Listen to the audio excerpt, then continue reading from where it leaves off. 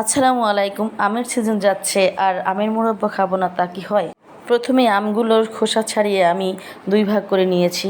এখন যে সবচেয়ে বেশি ঝামেলার কাজ হলো সেটা হলো এই যেভাবে আমগুলোকে ছোট ছোট ছিদ্র করে নেওয়া। কাঁটা চামচ দিয়ে আমি কন্টিনিউয়াসলি চেষ্টা করে যাচ্ছি, দেখতেই পাচ্ছেন। আমের মুরব্বা তৈরি করতে গেলে আপনাকে এভাবে প্রসেস করতেই হবে, কারণ আমের ভিতরে টক থেকে যায়, তখন আর আমের মুরব্বা তৈরি করলে সেরকম টেস্টি হয় না। দেখতেই পাচ্ছেন আমি আমের ছোট ছোট ছিদ্র করার জন্য আরও একজনের হেল্প নিচ্ছি। ওই যে দুজনে মিলে যেন তাড়াতাড়ি হয় সেভাবে করে নিচ্ছি। আমগুলো আমি কমপক্ষে 10 বার ধুয়ে নিয়েছি ক্লিন পানি দিয়ে। অনেকে আছেন চুনের পানিতে ওভারনাইট ভিজিয়ে রাখেন অথবা লং টাইম ভিজিয়ে রাখেন। এটা আমার কাছে আননেসেসারি বা অপ্রয়োজনীয় মনে হয়েছে, তবে কারো পছন্দ হলে সেটা করতে পারেন, কোনো অসুবিধা নেই। এরপরে আমি আমগুলোকে আরও 2টো ভাগ করে নিয়েছি, অর্থাৎ একটি আমকে আমি 4 ভাগ করেছি। প্যানের ভিতরে নাড়াচাড়া করার সুবিধার্থে আমি এটা করেছি, কেউ বড় বড় স্লাইসও রাখতে পারেন। এখন একটি প্যানের ভিতরে 1 কাপ চিনি নিয়েছি, তার ভিতরে 1.5 কাপ পানি নিয়েছি, তার ভিতরে 2টা এলাচ দিয়ে দিলাম। এখন পানি বলক আসা পর্যন্ত ওয়েট করব। এরপরে আস্তে আস্তে আমের স্লাইসগুলো এক টুকরো এক টুকরো করে দিয়ে দেবো। একসাথে দিয়ে দিলে এগুলো ভেঙে যাওয়ার একটা সম্ভাবনা থাকবে, তো একটা একটা দিয়ে দেওয়াই আমার কাছে শ্রেয় মনে হয়েছে, আমি তাই করেছি। তবে আপনারা যদি একদম পারফেক্ট স্লাইসগুলো রাখতে চান, ভেঙে যাতে না যায় এরকম যদি দেখতে চান, তাহলে অবশ্যই ননস্টিক প্যানে রান্না করার চেষ্টা করবেন।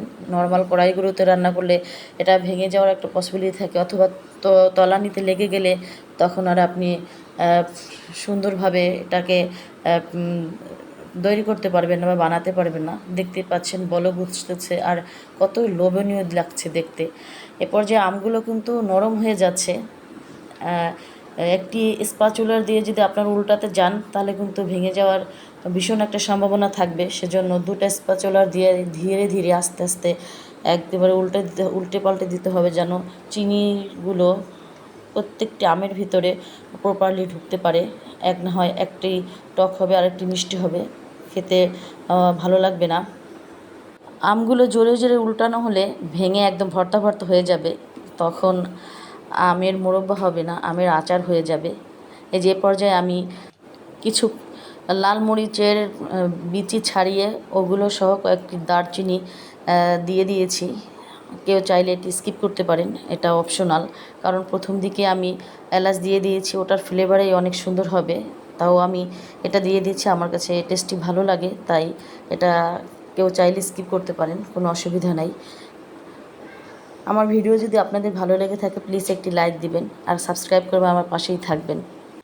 এ পর্যায়ে আপনাদের আমগুলোর অবস্থা আমি একটু দেখাচ্ছি, ভিডিওটা একটু ঘুরিয়ে ঘুরিয়ে দেখাচ্ছি যে কত সুন্দর হচ্ছে। আর এই পর্যায়ে আমার আমগুলো স্প্যাচুলার দিয়ে নাড়তে একটু ভয়ই লাগছিল, কারণ এটা নাড়াচাড়া করার পরে ভেঙে যাচ্ছিল, এরকম এতটা বয়েল হয়েছিল আর এতটা টেস্টি হয়েছিল। তো স্প্যাচুলার আমি আর ইউজ না করে এভাবে হাঁড়িটা ঘুরিয়ে ঘুরিয়ে নাড়িয়ে নাড়িয়ে দিচ্ছিলাম, যেন আমগুলো ভেঙে না যায় আর প্রপার একটা শেপে রাখা যায়। তো আলহামদুলিল্লাহ দেখতে পাচ্ছেন কত সুন্দর হয়ে যাচ্ছে। আর এত সুন্দর ফ্লেভার ঘর থেকে আসছিল, আমার মেয়ে তো বারবারই আসছিল মা হয়েছে কিনা। আমি বলছি বাবা একটু ওয়েট করো। কোনো কিছু সুন্দর আর টেস্টি করার পিছনে কিন্তু অনেক এফোর্ট দিতে হয়, অনেক কষ্ট করতে হয়। আপনি যদি শর্টকাট করতে চান তাহলেও কিন্তু অতটা সুন্দর হবে না আর খেতেও টেস্টি হবে না, তখন এত কষ্ট সবই যেন বিফলে যাবে। আমগুলো দেখে আমার বিশ্বাস করবেন কি না মন ভালো হয়ে গিয়েছে, যে আমি যে কষ্টটা করেছি সেটার ফল আমি পেয়েছি। এখন শত কষ্ট হলেও আর কোনো দুঃখ থাকবে না। দেখেছেন আমার আমের মোরব্বা কিন্তু প্রায় হয়ে গেছে। এখন চুলা থেকে নামিয়ে এটাকে ঠান্ডা হওয়া পর্যন্ত অপেক্ষা করব, তারপরে আমি কোনো কাচের জারে অথবা বয়ামে এটাকে স্টোর করব। কিন্তু সেটা কি আর সুযোগ আছে? সবাই তো কৌটা ভরার আগে খেয়ে ফেলছে। যাই হোক, এই ছিল আমার আজকের ভিডিও। দেখা হবে অন্য কোনো ভিডিওতে। আল্লাহ হাফিজ।